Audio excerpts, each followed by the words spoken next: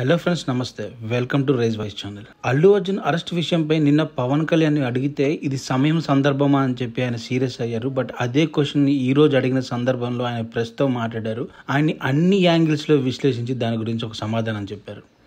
ఆయన ఏం చెప్పాడో ముందుగా ఒకసారి మాట్లాడుకుందాం.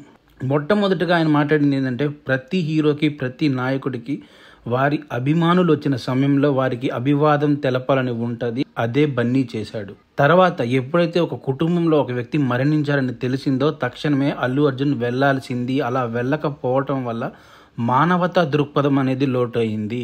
అంటే ఒక హీరోగా తను చేసింది తప్పు పట్టట్లేదు. బట్ ఒక మనిషి చనిపోయారు అని తెలిసిన తర్వాత అక్కడికి వెళ్ళి ఆ కుటుంబాన్ని పరామర్శించాల్సిన అవసరం ఎంతైనా ఉంది. అదే ఇక్కడ మిస్ అయింది అని చెప్పి పవన్ కళ్యాణ్ మాట్లాడాడు. సో నెక్స్ట్ రేవంత్ రెడ్డి గురించి అండ్ అలాగే తెలంగాణ గవర్నమెంట్ గురించి ఆయన ఏం చేశాడు చెప్పే ముందు ఒక్కసారి మీకు కాంటెంట్ కనుక నచ్చితే దయచేసి లైక్ చేయండి. సో ఇక్కడ రేవంత్ రెడ్డి గురించి పవన్ కళ్యాణ్ ఏమన్నాడంటే, రేవంత్ రెడ్డి మంచి నాయకుడు, ఆయన చిన్న స్థాయి నుంచి వచ్చిన ఒక లీడర్, లోటుపాట్లన్నీ చూశాడు, అందుకోసమే ప్రజల తరపున నిలబడాలి కాబట్టి ఆయన అంత గట్టిగా నిలబడాల్సి వచ్చింది.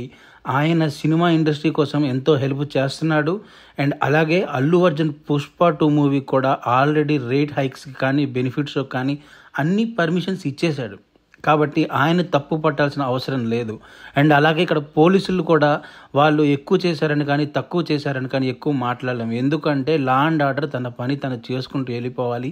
ఎక్కడైతే పోలీసులకి స్వేచ్ఛ ఉంటుందో అక్కడే కరెక్ట్ లా అండ్ ఆర్డర్ పనిచేస్తుంది. కాబట్టి నేను పోలీసులు కానీ హీరో అల్లు అర్జున్ కానీ నేను తప్పు పట్టట్లేదు.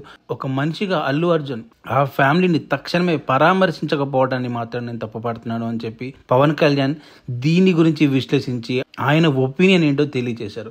సో ఇది ఫ్రెండ్స్, మీకు నచ్చిందంటే దయచేసి వీడియో లైక్ చేయండి అండ్ అలాగే మన ఛానల్ని సబ్స్క్రైబ్ చేసుకోండి. Thank you.